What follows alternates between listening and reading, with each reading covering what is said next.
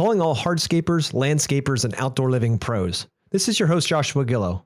I am so excited to announce our first ever 6-day immersive hands-on outdoor living design build event in New Holland, Pennsylvania. Over the course of a week, Yes Express, Souders Hardscape Supply, and Pave Tool Innovators are going to teach you how to become downright dangerous in sales, design, installation, and equipment/tool operation. Expert teachers will cover the installation of custom features like permeable pavers, fireplaces, stone decks, custom outdoor kitchens, water features, putting greens, and so much more. This event was designed specifically for growth-minded business owners and teams who want to get their hands dirty and learn from the best so they can take their businesses to new, unimaginable levels. So mark your calendar from February 20th to the 25th. Seating is limited. You can get your tickets today at outdoorlivingmastery.com. Again, outdoorlivingmastery.com. Oh, did I mention that we're raffling off over $20,000 in specialty tools and other profit-driving goodies at this event? You're not going to want to miss it.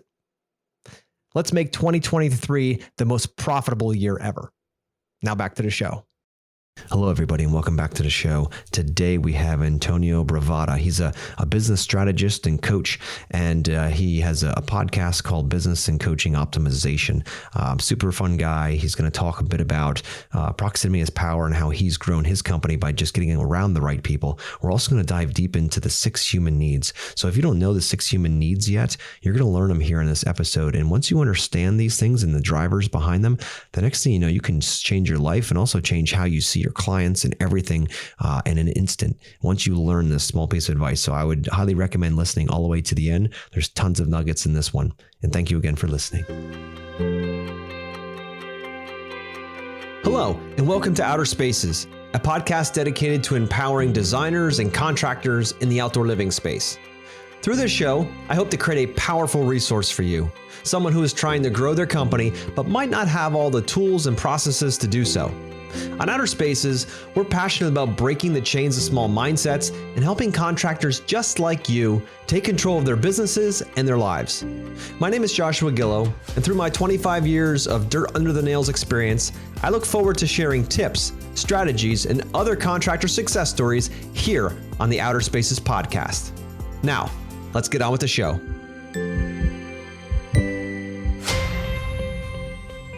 Hello, and welcome back to the Outer Spaces podcast. This is your host, Joshua Gillow. Today, I have a very special guest on. He is a business coach and strategist. He really lives in the world of proximity is power. You've heard us talk about that here on the podcast before. You know, he's learned from some of the greats like J.T. Fox and Tony Robbins and Keith Cunningham, Steve Wynn, Dottle Miller, and many, many more names that I'm sure you've heard of. He's also the host of the Business and Coaching Optimization podcast. Antonio Bravata, welcome to the show. Thanks for having me. Nice to meet you. And I can't wait to dig in with you today and get deeper into, this world that, a lot of people have listened to this podcast have heard me mention Tony many times. He's been a huge catalyst in growth in my life, and he's helped on just about every level from family to faith to finance to fitness to all the F's, right? He's helped me grow in all of those and be able to provide, become a better person to be able to help more people.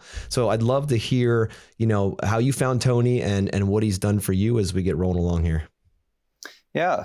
So I remember, I was 12 to 14 years old. I remember I was in my dad's car, and I grew up with my dad by myself. He got remarried when I was 9. I was an only child until I was 11. And so I was always with him, traveling in meetings, and I would just be sitting in the car. And I remember one day just kind of hitting play on whatever was, I think it was a cassette tape, but it was whatever was in the car at the time. And it just happened to be Anthony Robbins at the time. Right. And I didn't know who that was, but I just started listening to it and I couldn't stop.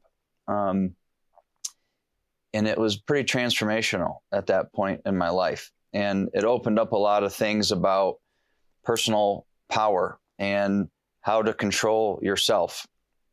When I was in 7th grade, which probably was right around that time frame, I had to move schools to the opposite side of the state. My dad had been promoted at New York Life and was managing partner, and we had to move.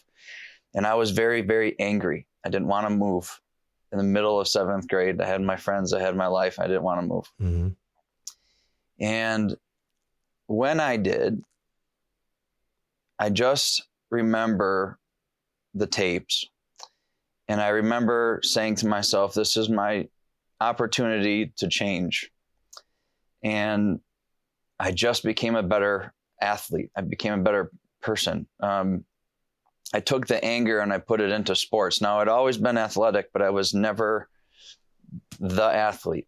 And so when I first moved, football season was done. So I didn't know what else to do. So there was track and field, and I had never done track and field. And the coach at the time says, well, we want you to be in 3 different events. So I said, whatever. I knew I was going to be a sprinter. And he said, why don't you try long jump? Okay, so he explained what it is. And I go and I run and I jump, and he says, you beat the school record. And I said, okay. Right behind me was, at the time, the athlete at the school. And that he didn't like that very much. So he jumped and he beat my record. Nice. I was so angry, though, just because of moving and everything else. And I was transitioning this into what can I put all of this frustration into, that I went and jumped again and I beat it again. But my story by that is that individual, instead of us rivaling together, we became best friends. And what I realized years later was, for years, that record had set. 3 times that same day, we beat it over and over again. And so it wasn't the competition between us that was caused us to fight or rival. It made us better, and that competition made us better. But it was those tapes from Tony Robbins that allowed me to change my mindset from being angry to not wanting to do the schoolwork, to not wanting to engage with people, to not wanting to do things, kind of being that rebel, to what can I transition this to and how can I change? And then from that point, it was just, it just kind of took off into, I want to be able to help people this way. I just didn't know how to do it at the time. And then I transitioned my career and I became very skilled at what I was doing, but I wasn't happy. Money was fine, but I wasn't doing what I wanted to do. So I transitioned that into coaching. And then, of course, over the years, just had an amazing opportunity to meet people through my dad just growing up, and my own businesses and my own clients at the times and people I was helping. And of course, through Tony Robbins and all these different events, meeting many, many different people. I've been able to be shaped by all of them, of course, my own life experiences. And then when I met JT Fox, who is my personal mentor, he is very much business. He does not care about your personal life. And it was a different side of it. And so I understand it, right? Now he's got some things that I think the personal touch could come into play, but he just doesn't care about your personal story. It's just work. And I realize that there's a time and a place for that. But I also realize that all of our lives and all of our businesses are integrated just the same. And so you have to blend the two together. And so I've just kind of formed my own path by following the leaders, and Tony Robbins created the whole industry for us. So, you got to always give him credit for that. 100%. That guy's been going at it over 40 years now. It's absolutely insane. And this guy's out there listening. This is not a plug for Tony, even though I'd love to plug all day long. That man has changed so many lives. But, I wanted to, bring up the commonality that we share here and how much it's impacted. I started my journey around 2018, and that has absolutely flipped my life in the most positive way, possible. And now I have the tools and the understanding to be able to help others do the same thing. So we can all, each one teach one and move ahead. And I love his philosophy of the proximity is power. It's so true. I know when I first started that, I wouldn't want to mentor. I was like, I'll figure it out myself, right? It's this whole, stoic individualism where it's like, when I figured out myself, it'll be worth more because it's all mine. It's all about me at that point. And you know what? Life is no fun when it's all me. Life becomes much more enjoyable and fulfilled when it's about when we can grow and others can share. Some of the most amazing mentors that I've had and coaches and all that throughout life are the people who just kind of line up and they say, you know what? They say, if you're hungry and you're humble and you're smart, we want to work with you. And, money's not always the reason why or why they won't work with you. It's a matter of like, can I help somebody? And the people that are most successful are the ones that give the most. And not even, again, it's not money, it's time often. Can I pull somebody under my wing and show them how to do this and lead them? And some of my greatest successes have been from men and women who have done exactly that. So, listeners out there that are like, well, it'd be nice if I could afford a business coach and a strategist and all that stuff in my life. Like, it'd be really nice if I could afford that. Stop making up fucking excuses and go out there and find somebody you respect and say, look, I would love to learn what you've learned. I don't want to spend my entire life trying to figure out how to do this on my own. I would rather speed that up, compress decades into days, and figure out how I can get more done in my lifetime so that I can push my family further, so we can live even a better life, so I can make a bigger impact on this world. And take the selfishness out, and just, when you ask people, especially the right people, they're going to say yes. Have you found that to be true, Antonio? Yes. If you get what you ask for, if you're genuine, right? And so, but here's the thing. You said something that I hear a lot. I don't know that I can afford a business coach or a strategist, or when I get to this level, then I will do that. Yeah. It is so opposite. And it's a mindset shift. It's not an expense. It's not a spend. It's an investment, because certain people will be able to bring you up in life. And if you could spend an hour with a Warren Buffett, or and pick any career that you have. If you're a race car driver, spend an hour with Jeff Gordon, whatever that happens to be, the knowledge that you're going to get from those people is going to transform you. So whatever business that you're in, or whatever career field, or if you're an actor or a singer or whatever that happens to be, if you spend the time around the people that you idolize, that are at the level that you want to be, there is no substitute for that. And if I had $20,000 to my name, I would not go buy food. I would go spend the $20,000 for an hour of somebody's time to say, show me and teach me how. Yeah. Because that's an investment. So I don't like the idea of, I can't afford it now when I get to this level. You're never going to get to that level if you don't put yourself around the right people. It's funny, because that's exactly the way I felt in the very beginning, was that like, man, why am I going to spend $100, $500, $1,000 a month on this person? That's ridiculous. That's a cost. I can't afford that. And after doing it and realizing that I see everyone else around me that I respect, they're doing this. And I'm like, well, how do you do it? They're like, why aren't you doing this? They said in 1 year, we've 10X that. So if you put $100 in, we're making $1,000 a month more, or whatever, and multiples of that, because we have guidance. And it's incredible once you lock it down like that. Another big excuse that I hear often is, oh, I don't have the time. I'm too busy for that shit. I'd rather just sit here and just kind of live a mediocre life and use all my time to keep that mediocre life in a box. I'd hate to actually open one end of that box and see some light in there, and then see that there is more to life than just what we can see. So I challenge the listeners. I challenge you guys to look around your environment and see, who do you respect an awful lot that you could go up to and ask and say, can I just take you out for lunch? Can we just go out and talk? How did you become so successful in whatever? How did you get to where you are now? And I guarantee you 99% of them will say, absolutely, I'd love to have lunch with you. People come to me all the time, and I'm sure they do to you, Antonio, as well. Hey, can I just come out? I'll take you out to breakfast or lunch. I just want to pick your brain. And I'm like, I've got to eat. I'd love to help.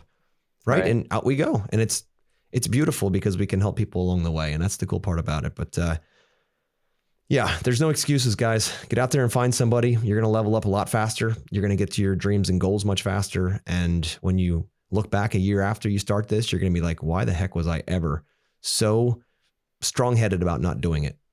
Stuck in my ways. And it's funny how fast when you break that, things change. Yeah, ego gets in the way. I would say that there's a lot of people out there that you have to be careful of. And so spend your time going through some coaches, spend your time going through the people that are going to find you, because you have absolutely no idea your potential until you're pushed. But it takes a special person to be able to bring that out. I've had coaches my whole life. I still do, but I've had coaches that I've spent lots of money for, that jump on the phone with you for 15 minutes, 30 minutes. They ask you what's your problems, what's your chokeholds, what do you want to talk about? And you might have a pretty good conversation. But when you get off of the phone, I always found myself saying, okay, what do I do now? Yeah. And there is no lack of information. in my experience, people lack execution. So what I wanted to do with my style of coaching was not just to tell you, but it's my job as a strategist to create the strategy. And it's my job as a coach to push you on your performance to help you execute week to week to week. I don't get on the phone and ask you, what do you want to talk about? I already know what we're going to talk about because I'm tracking it as we go. So find the person who's going to push your performance, because if somebody comes to me and says, I don't have time, I run a very, very tight periodization program on a 12-week schedule. Everything is time blocked. And that's kind of from my sports past. If you plan for it, there is always time. And I know that if I build you a map to get from here to here, the strategy and the week-to-week, day-to-day activity is going to include all of the blue chip, what I call blue chip activity, to get to that end result. And I already know that it's planned for. So if you come to me and say, I didn't have time to do it, then I say, bring up your calendar for last week. I'm going to look at it. And I'm going to count all of the empty space. And maybe it's 20 minutes here, half an hour here, half an hour here, an hour here. But I will find time. I'm not talking 2 o'clock in the morning. I'm talking, maybe like an 8 o'clock to a 6 o'clock time frame. I will always find time. And it's just about being able to bring that accountability out for yourself to say, somebody has to talk to you as a business owner the way that you want to hold your teams accountable for.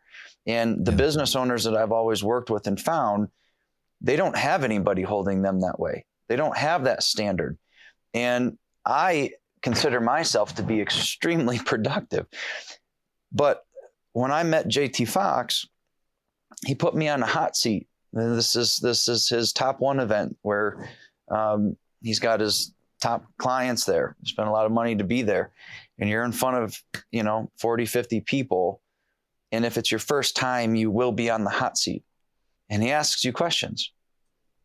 And you better know those answers. But when somebody's worth $700-800 million, 9 figures, you will always see a different level of productivity from people above your level.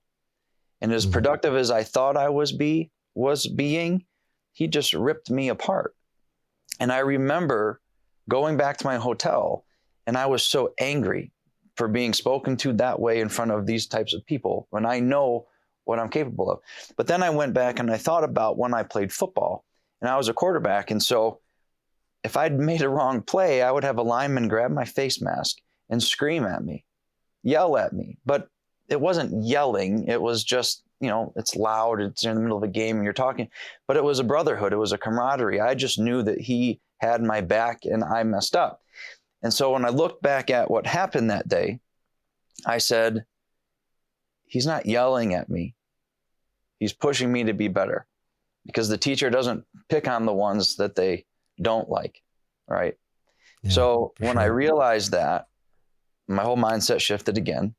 And I said, you know what? You're right. Everything that I've done has gotten me here to this point today, but there are always people at different levels. And I've been around a lot of people, some billionaires and 9-figure entrepreneurs, and the level of what they do in their day-to-day today is a lot different than what you do if you're making $200,000 a year or $100,000 a year or $1 million a year. And so my job is to boost performance on that. So I would just say everybody needs a coach, but you need to find the one that is going to push you the way that you need to be pushed to perform. I couldn't agree more. And I've had the same life and business coach for about 4 years now. And Keith is absolutely incredible. But what I thought a coach, because I've had coaches before and they've kind of been helpful you mentioned strategy, but I was like, all right, well, if I'm hiring a coach and paying this money for a coach, he should be solving my problems for me, right? I should be like, hey, dude, I got this problem. How would you solve it? And that's not what he does. He asks me questions. He always leaves it up to me to make the decisions, because that's where it starts to stick, right? And he's like, all right, well, how would you handle that? And then I go through it. He goes, okay, so what's your next step? And I'm like, dude, I'm not paying you to do that. But it has been so powerful to have somebody hold you accountable and have you figure it out, because he's teaching you how to fish, not giving you fish, right? Yeah. So there's a balance to all those things. I understand that. I try to balance it between the two, because I've had those people and I've paid $30,000, $40,000 for those people. But there are lots of times when my mindset is not in the right spot to answer those questions. And I would just like my coach to tell me what to do. And I remember going back to football, and if it's fourth quarter, there's 2 minutes left, we're down by 6 points. There's so much going on. There's a million plays that I think I could call or run as a quarterback that I think would work. But it's the coach that says, this is what we are doing on this play, go run it. And it's my job to perform it. Now, there are times to teach and there are times to push.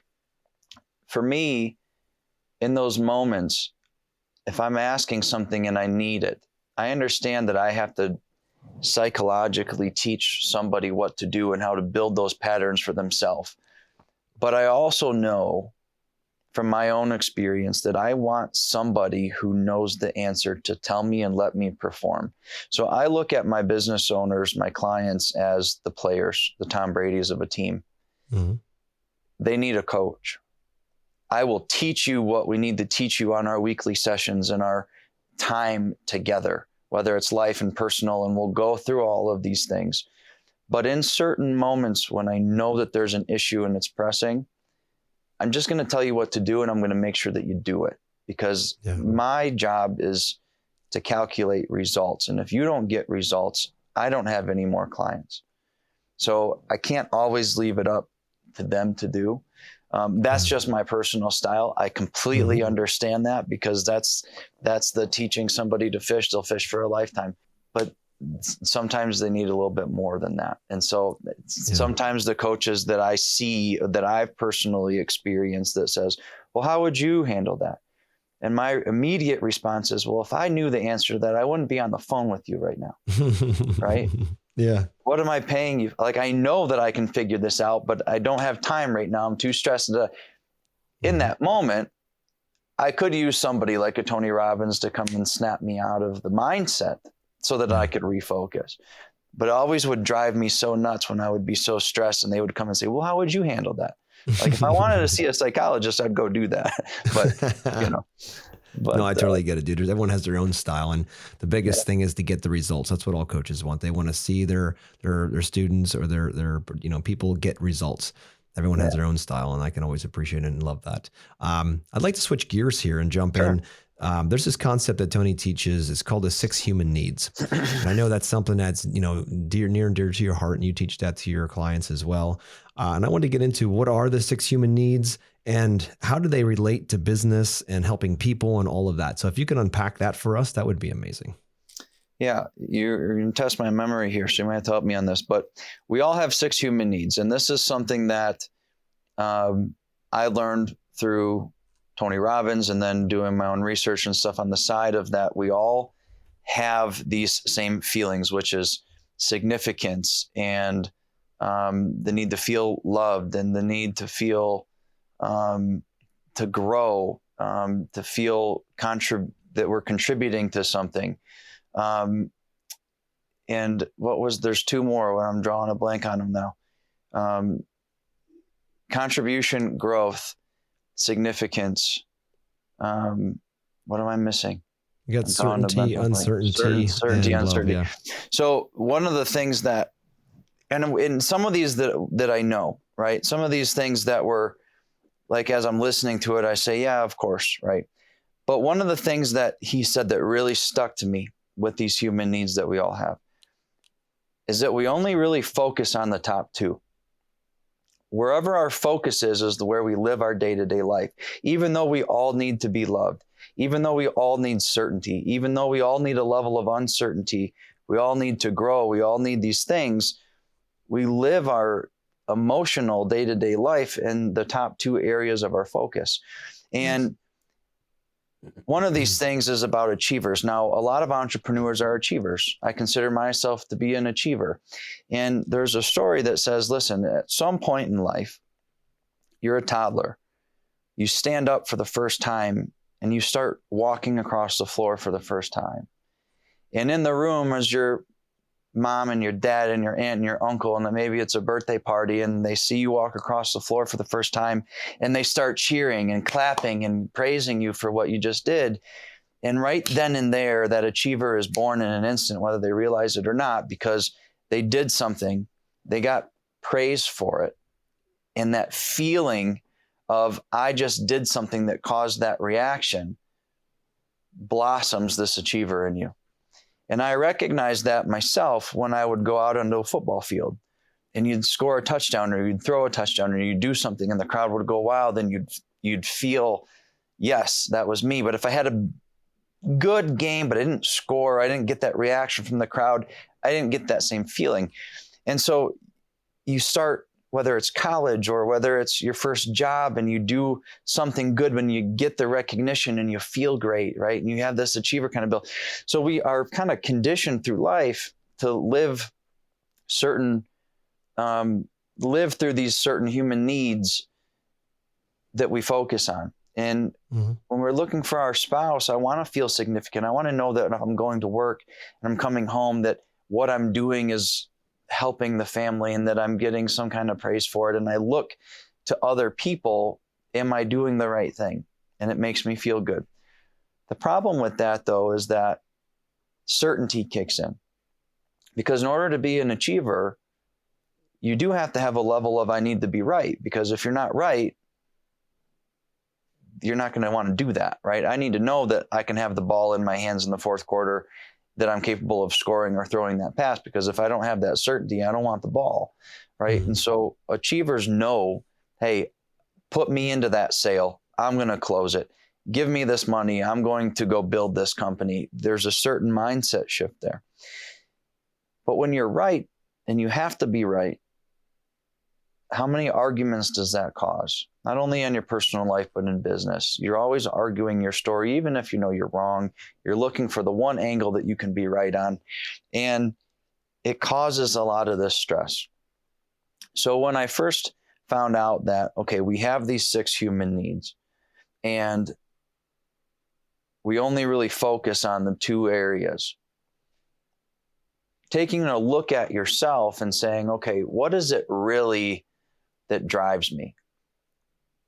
And I kind of thought about that, and I said, significance is one thing. I do like to feel that I'm doing something for other people, but it was never about getting that recognition.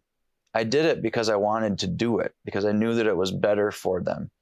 I didn't do it so that I could get the recognition. When I recognized that, I said, okay, maybe that's not what I need to focus on. And then with certainty, I think it was somebody said, the only thing certain in life is uncertainty, right? Like nothing is going to be right in life. And so I said, you know what? That's true. We as humans believe that we can control everything, but we can't control anything. And then I really thought about, and this is kind of one of those mental reflections that you just have to do if you want to understand this and really live a life where you can have a beautiful state every day. And I thought about when I was a kid, what made me happy? You're growing, you're learning, your parents are teaching you, you're growing, you're learning, you get into school, you have your own teachers, you're growing, you're learning, literally physically growing, but you're also learning mentally. You get into sports, you're learning a new sports, you're learning techniques, you're growing, you're growing, you're growing. You get into college or you go start your own career, you either have a professor, you have a manager, you're learning and you're growing. You start your own business, you're learning and you're growing. At some point in life, we come and say, I don't need those teachers anymore. I know what I know. I got it. I'm good. And the growth stops. You stop reading books. You stop learning new habits. You stop maybe going to the gym. You stop doing certain things that you've always done for your whole life. And now you enter this, quote, midlife crisis that people get lost. And I recognized that and said, well, the only reason for that is because we stopped growing. So, growth is the one thing. It's important. Okay. And then I said, what is the second one? What is the other one that I want to focus on? And I remember when I was 16 years old, it was Christmas time. I had I'm 11 years older than my brother. So my one brother, so he would have been 5, and my other brother probably was 2 or 3. And my dad said, we're not going to have Christmas this year. And I said, what are you talking about? He said, well, we found 3 families that need it more than we do. And one of them had died in Iraq, and one of them had cancer, and then one of them just didn't have the money. The church had kind of found us. And so I remember going to Toys R Us, and I remember going shopping, and I had such a blast just picking things out for these kids. Things that I would have wanted, things that I thought just would be cool if I was that age to have. And Christmas morning, it was dark. We go to these houses. We drop everything off.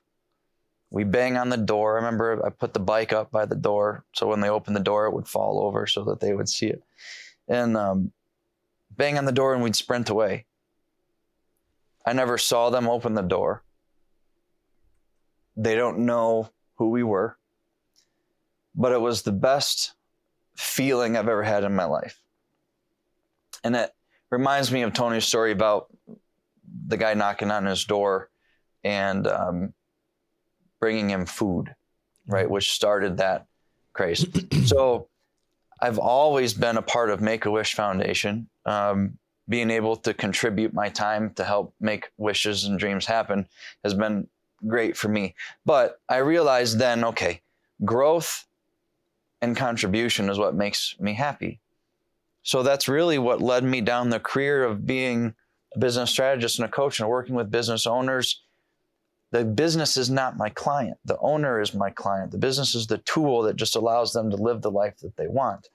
And being able to contribute things that I've learned through experiences and other people, I'm growing, but I'm also helping them grow. And it was kind of like, this is where I need to focus on. And those 6 human needs, we all have them. We still need to feel love. We still need significance. We still need a level of certainty.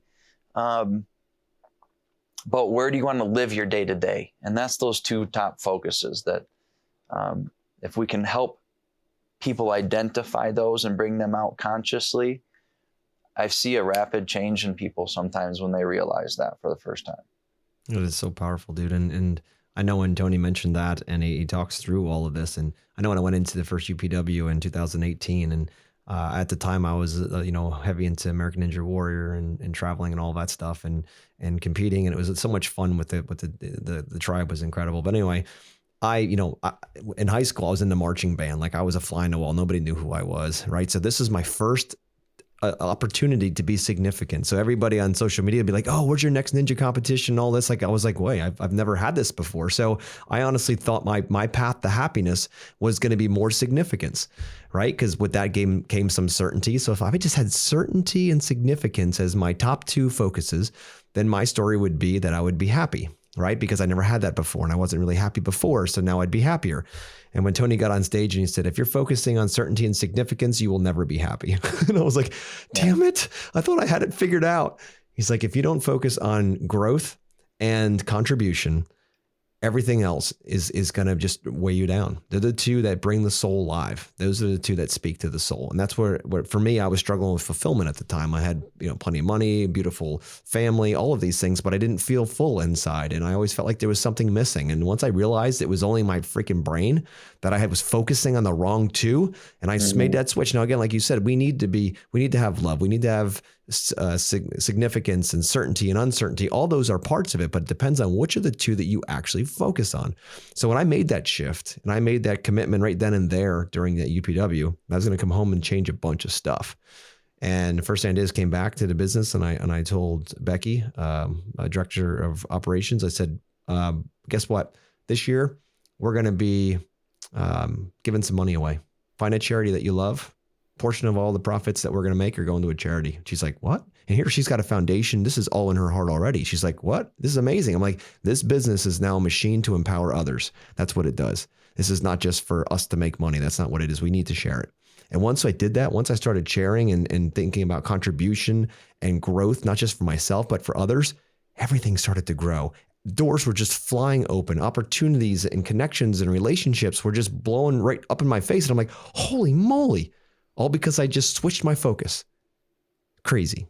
Yeah. It's amazing how things can happen like that unexpectedly. Yeah. I've always had a problem giving so much and not asking for anything in return, that at one point I was going broke doing about 20 hours a week of coaching for people to help them. I just wanted to help them. Yeah. But it wasn't coming back. And there's a balance in that I've had to personally overcome. But it's always about giving people, and I always give more. Because my mindset has always been, if you can help people get what they want, eventually you'll get what you want. Now, there's no timeline to that. But it's the truth, isn't it? You still have to do it, right? And that's just a mindset. It's a way of life, you know. But well, that's amazing. It's obvious that you are doing what you're saying, because you're on a podcast. You could be doing a lot of other things right now. You're not getting paid for this, right? You're contributing. You're sharing your stories with people so that they can feel it in themselves, or maybe it's part of their story, and they might get something from this and be able to push their life just a little bit further. And that's really why I don't get paid for this podcast. It actually costs me money to run this podcast. Right, yeah. Right? So it's more about the opportunity to share. You know, I've been so blessed in my life, and I know you know, based on what you've told me so far, you know, like we have in what most people consider an incredible life, but now it's a matter of how do we share it? Because when we share, we can help others grow. When others grow, then we can grow too. Mm-hmm. And that's how it works. It's not just like I mentioned early on, it's not a focus on me, because when you focus on yourself, you have a much higher probability of being in suffering. Because suffering equals me, right? If I'm always focusing on myself all the time and how much everybody is screwing me over and how I don't have any opportunities and there's no breaks for this guy and I've constantly got to work harder than everybody else and all this stuff, when you focus on yourself, that's where suffering comes from. You disconnect and start focusing on a bigger mission, that suffering disappears, dude. It can be a switch. It can be within a minute you can flip that switch. Yeah. Crazy. Do you see that as well with your clients? Yeah, I do. I try. In the beginning, I need them to focus on them. And what I mean in a way is because you have to be able to recognize and identify the flaws and the changes that you need to make. And before you can affect that change in other people, in your staff, in your family, in your relationships, you have to work on yourself and identify 100%. What those problems are. Once we get that, though, everything else is, what am I doing to benefit going forward? Because that's the fulfillment part. But we have to fix ourselves first, and not, not going to try to fix somebody else when I'm still broken inside because I haven't worked on that. So I always start on the personal side, no matter what client it is, no matter how much they want to dive into the numbers of a business. Yep. I need to know you first, because there's a reason that all this stuff is going to happen or not happen. 100%, dude. And I find, to your point, people think, oh, I just want to come in and hire a coach so I can make more money. They don't. I think this just lines right up with what you're saying. They don't want to work on themselves. They just want to, all right, Antonio, give me the strategies that I can take this business from $1 million to 100 million in a week. Just give me the strategies. That's all I want. And what they don't realize is that if they're running $1 million company, they've got to become the man or woman who can run a 10 million or 20 million or whatever, add the number in. They got to become that. The business doesn't do it for them. It won't just happen. They've got to become and do the work, because they're the bottleneck at that point. Do you find that to be true? Yes. And it's really the question, right? It's the leverage. It's not, how do I get it from 1 million to 10 million or 10 million to 100 million? It's the wrong question. When you're focused on money, you're just always going to have a problem with it. The question is, how do I take my service or my product or my company and affect more people? The affecting of more people engaging with your service or your product or your company is by default going to bring everything else. But it's not about, how do I go from 10 million to 100 million? Yeah. It's about, how do I go from 1,000 clients to 10,000 clients? How do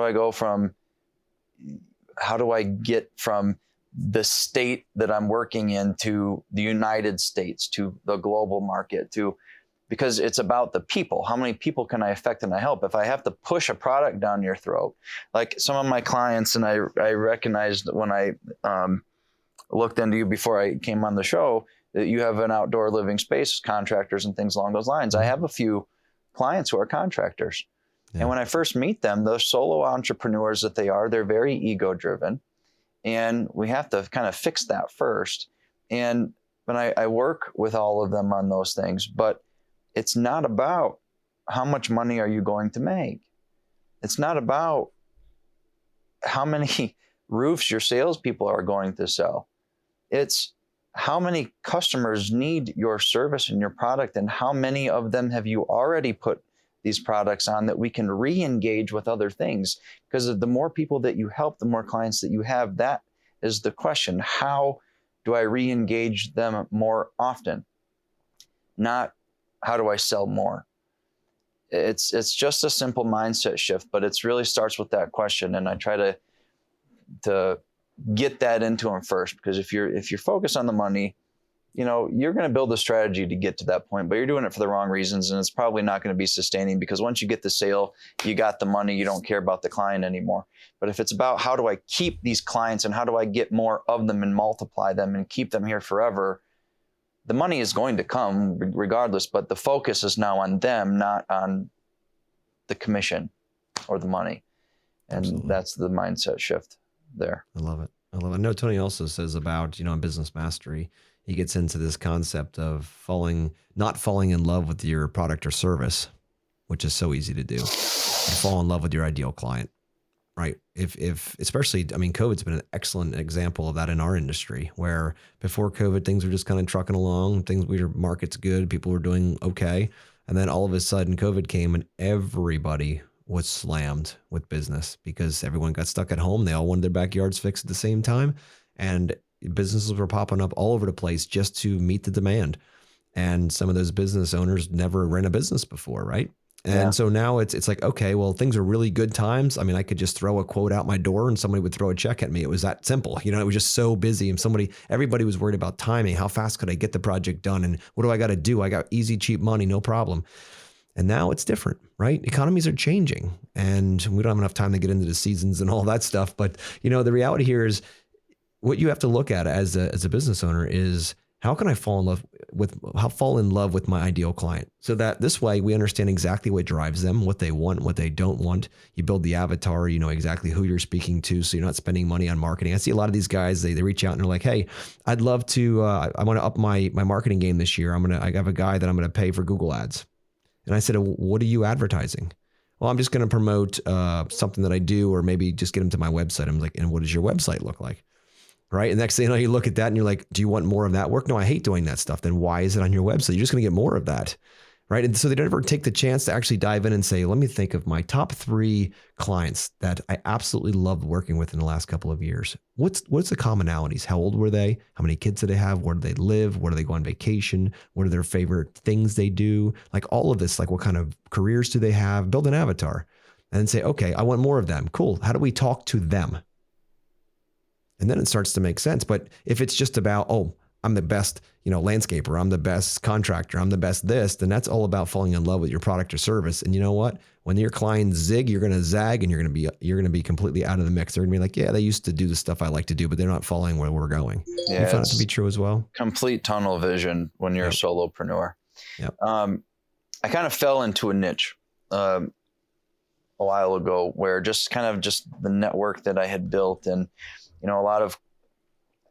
a lot of people at the time were, how do I grow my business? I want to get it to the next level. I need more leads. I need more sales. I need more cash flow. My revenue is good, but my cash flow sucks.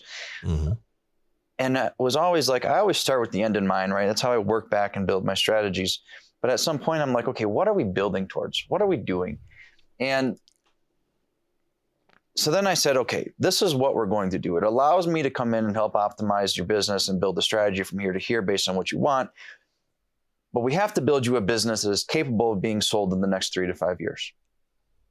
Some of them will sell in 3, some of them will sell in 5. Some of them say, hey, I really like what's happening, and I'm not going to sell it all.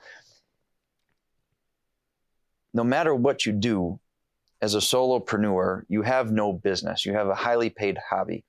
Mm-hmm. I want to be able to build you a systems and a business that is a business, right? And along with that is everything that we're talking about. because you have to be able to put other people first and your customers first and your clients first and figure out those things and build systems and management teams and put everybody in place. And these solopreneurs that have this specific tunnel vision on, maybe they want more leads. And so they're going to go do these Google ads, like you said. But there's all these other things that they're not paying attention to. Yeah. And being able to get them to work on their business and not within their business, right? That's always the key. But they all have these, I need more sales, or I need more this, or I need more this. Well, okay, well, how about your customers? What do they need? What do they want? What about the future? What are we anticipating that might happen in legal changes or interest rates or financing, things along those lines that might affect this? Maybe you put on roofs today, but tomorrow, maybe you're a snowplow company. Maybe you're a lawn care company. Maybe you are a custom builder in a home. Like, your business can evolve, but it should always be based on what your customers' needs and what their futures are going to need. But if you're doing the same thing that you did 10 years ago, you're probably struggling today. No, absolutely, dude. And to get more leads into a broken system is a complete waste of time. I see this all the time with, teaching sales and our sales processes and all that stuff, where I had the same problem where we wanted to drive, we wanted to say, all right, we're going to spend a lot of money on marketing, and that marketing is going to drive more leads because I want more work. I want to make some more money, right? Simple process. It makes perfect sense. So I stopped and I said, all right, well, it hasn't really worked well in the past. We might got more leads, but our closing rate was probably 25 to 40% on average, right? So I was like, okay, what if, and I stopped and I said, what if I could just fix our closing problem and keep the same amount of leads? It would cost me $0 more in marketing, and I would have a lot more to the bottom line. And I'm thinking, how would I do that? I hired a coach, right? And I was like, okay, here's what I'm doing. How do we make it better? We created a system. Next thing you know, we double sales in a year with half the clients. And I'm like, oh, wow, this is good, right? This is amazing. But you had to stop and say, how can I improve my internal rate of return? How can I take with what I have and make more of it, or make more out of it? And hence the reason why the S Express system was even born, was because of a problem we had. And then all of a sudden it worked. And I was like, holy moly. And, continues to work to this day. And we're blessed to be able to teach, contractors around the country how to do it. But it's think about that. Think about going from industry average for closing in our world is about 25%. So that's 1 in 4. So if you go out and you spend 3 hours per lead a week, and say you have 4 leads, it's about 12 hours of some time in there. One of those is going to turn into something, right? That's an average. Yeah. Imagine if 2 would each week instead of just 1. Yeah. Imagine if 3 would instead of just 1. Yeah. And you're still going out on these leads, dude. You're still doing it. The time is still sunk in there, but you're bringing a lot more home. Imagine how your business would change if you just did more with what you have and not so worried about buying these leads, which most of them are junk anyway. They get paid per click, and it's like, oh, they clicked. Yeah, that could be some guy in the Philippines clicking a damn button all day long. Like, who the hell knows what's going on? Or, half the leads we used to get from this, because I did work through Google ads and that in the past. And I'm not saying they're bad. I'm not out here totally knocking that off, but be careful is all my point is. There's a lot of shysters out there that are taking your money and giving you the results that you're looking for. But the problem is they aren't good, solid leads that you want. And I just hate seeing people being taken advantage of on that side. Yeah, it's happened to me. Yeah, I had to switch my own marketing philosophy to, I'm not going to pay anymore. If you are that confident in what your program is, just like I would back up my results with my clients, I will give them a performance-based fee now. And the people that are confident will take it because it's going to far outweigh what their fee originally was. Yeah. At least enough to prove it to me. And some of them just want to stay on that. They don't ever want to go back, when they do that. But more of that joint venture work, because listen, I've been taken to town on these people that, and I know the optimization of my marketing. I know what needs to change, but I'm not the marketer as far as the click funnels and the copyrights and all these things that happen. Or I'm more of an in-person. I like doing the seminars. I like doing the in-person workshops, the new world of Zoom. I don't mind having meetings and doing stuff like that. But when it comes to like events and things along those lines, it's not as exciting to me. So I had wasted a lot of money on marketing people saying, okay, I have to jump into this new digital era, and you need this click funnel, and you need this, and you have to do this challenge. And it was all new to me. So I said, fine, okay, go. Right. But you live and you learn, and you have to optimize that. So yes, what you just said, be careful with all of the fluff that's out there today. Yeah, there's a lot of it for sure. Well, Antonio, I know you're a busy man. So if somebody out there listening wants to reach out to you and talk to you about your services, as a coach and a business strategist, how would they reach out to you? What's the best way? So I have my website, which is either tonybravada.com or antoniobravada.com. They go to the same place. Or A Bravada. So it's A, B as in boy, RAVATA at AM as in Michael, B as in boy, C as in Charlie, O.co. So it's my email and my website. Those are going to be the two easiest ways to get a hold of me. Of course, Instagram and TikTok and Facebook and all those other ones too. LinkedIn is probably another one. A lot of people would find me on LinkedIn. Awesome. I'm available. That's perfect, guys. And so if you're looking for a business coach, Antonio is one of the best. He's amazing what he does with his clients. And so reach out to him. Maybe he can help you. I'm sure he'd be open to having a conversation to see if he can. And he can. If he can't, then I'm sure he'll tell you that too. It's not about trying to force you into anything. This is all about just reaching out and seeing if there's any value or any meat on that bone for you. So Antonio, any parting words or thoughts or anything that maybe one of your mentors told you throughout your career that really stuck that made a big difference as we wrap up? I have kind of this saying, so it's, our visions change the way that we think. The way that we think changes the way that we act. And we all know that actions create results. So if we want to take control of our results, we ultimately have to change the way that we think, which all starts with our vision. So the reality of your life right now, today, is a direct result of the actions that you were taking leading up to today. But if you change your actions, you can change your reality. Man, I wish we had mics. I mean, I do here, but you could just drop on that one, man. That's the secret to it all. That's it. Antonio, I appreciate you coming on and sharing your wisdom with us and everyone out there listening. It's always such a blessing to have amazing people like Antonio on that can share his wisdom over the years. And hopefully you've learned something from our episode today. And so get out there, keep killing it, and we'll talk to you next week. Thank you very much.